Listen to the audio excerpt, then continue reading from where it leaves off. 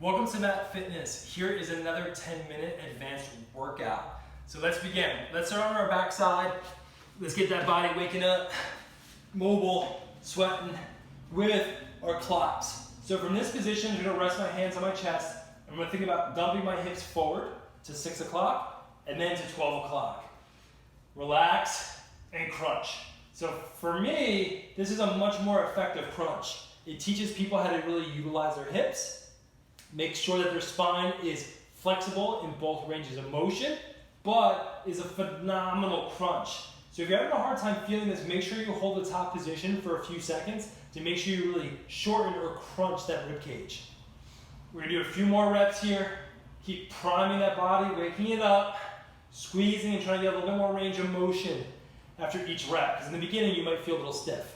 Now, we're gonna think about a pendulum, shifting our hips or almost swiping our hips across our mat by using our obliques. So it might be a little hard to see, but I'm just kind of shifting or swaying my hips to either side by using my oblique.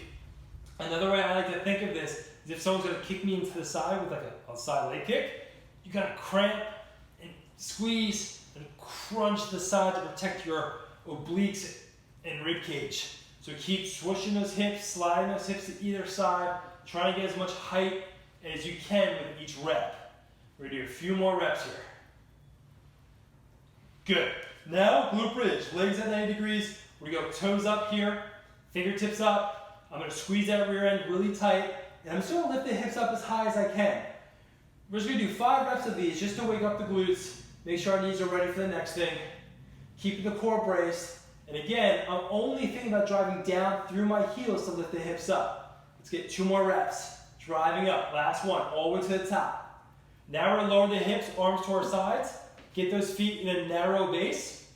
Drive the hips up, we're gonna hold. So set it and forget these hips. Make sure they're up here, squeezing away. Legs gonna stay at 90 degrees, and I'm just gonna switch or march my legs. My core has to stay really braced here because I'm pretty relaxed with my hands. I want you to make sure that you really stabilize your body and really drive down with whatever heel. The only thing different here is that my feet, my glute, have to work double time. So make sure you're really pushing, locking that position, using your hamstring, but more importantly, using your glute as you get your marches in. Few more reps. And rest. Good. Now, pike time. We're gonna keep our lower back planted the whole time here to make sure that we stay safe. We're gonna draw the knees into our body, arms to our sides so we have a strong plant. We're gonna drive the toes forward, but then I'm gonna crunch. I'm gonna really engage, lock that body from this position. Once I have it and I'm locked and I feel strong, I'm gonna reach overhead like I'm on a roller coaster and then pull it right back down. Think about acting like you're in wet cement here. So make sure that you're really pulling back and pulling forward. We're gonna do a few more reps. This is not easy.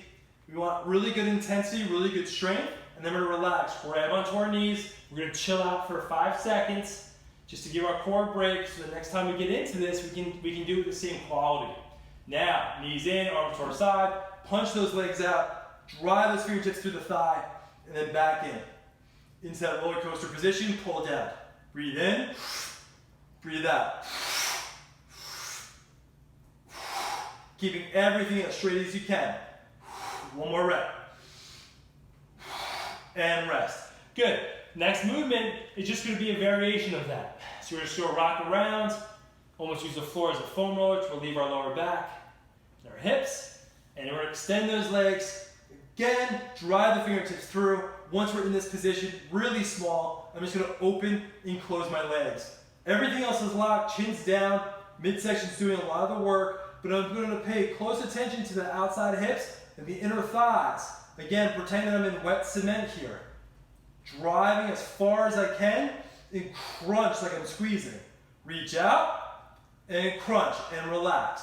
We're gonna hang out for a second, give our core a little bit of a rest, just so that the next time we go, we can do it with really high quality. Here we go. Legs out, crunch, open, and close. Actively opening and closing those legs. Keep pushing through, keeping those toes long. Always using your breath. and just making sure that you're staying strong in this position, this pike position. Keep driving through those fingertips. One more rep.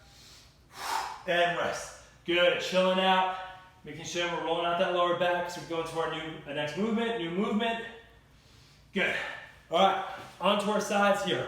We're going to get onto our side in a pretty comfortable position. We're going to bring that top leg up and over. We're going to hold on with our top leg.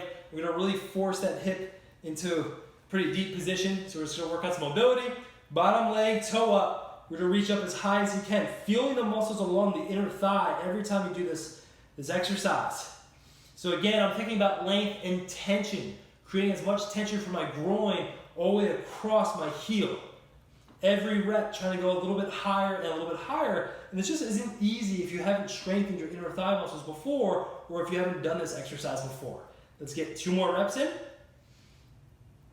And rest. Good. Now I'm going to straighten my legs out. I'm going to get into a side plank position.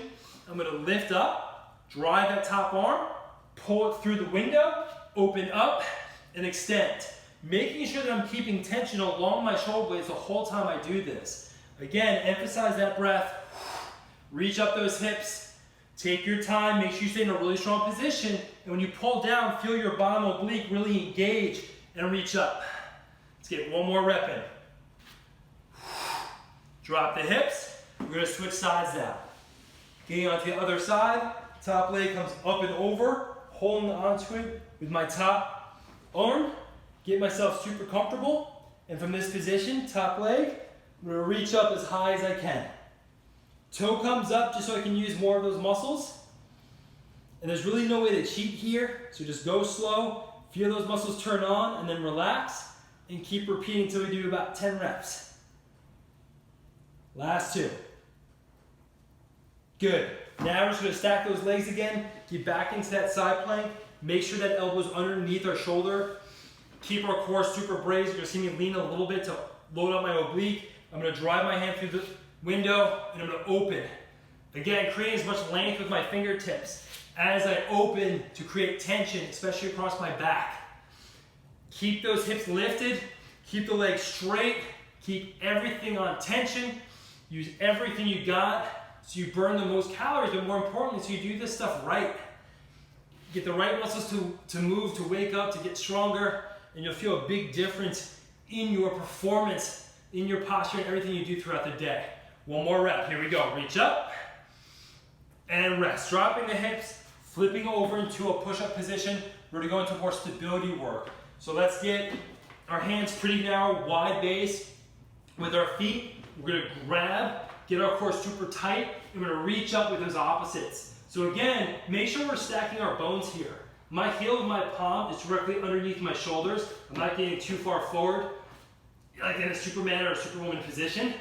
I'm just going to reach up, keeping everything super tight. And I'm thinking about staying compact with my midsection to make sure I don't start flopping around. Keep the head up just a little bit or pull it back into the headrest to keep that stable, neutral position and really lock those hips. 2 more reps, guys. Reach up, last 1, and rest. Good. Now we're just going to drop into that tabletop position and we're going to really work those hips through a really quick hip series. So we're going to plant those hands, I'm going to lock, embrace my midsection, I'm going to drive that leg up and back, drive it in. So it's really important that we use both ranges of motion to get good work here. I'm reaching up, extending as high as I can, as long as I can. We're going to do about 8 reps. Keep everything square to the floor. And then I'm going to drive out and go wide. Reaching for my knee to my elbow. Getting up and pulling it in and using more oblique here. Reach up, drive it in. Maintain your position, 1 more rep. And now we switch sides. Here we go. Drive it straight back, straight in. Think about moving like you're in wet cement. So you have to really engage every muscle as you go through this movement. And that's why I much prefer you all moving slower in the beginning before you really speed up. Move slower, force the muscles to work, get more out of the movements. We want to actually do this with good technique and not just compensate and flop our body into positions. A few more reps. Drive that heel back if you're going to kick someone. Drive that knee in like you're crunching. Then we're going to send it up and back and go right to that outside knee. Again, maintain that head position so we can work on those muscles there so our hair doesn't flop forward. We know a lot of people sit a lot, use a lot of computers. So to keep that core really braced, drive that knee wide, and feel more of your oblique engaged as you do this movement. Pull it in, drive it out, and see if you can get more range of motion without sacrificing your core position. Last rep, and rest. Done. Great job, guys.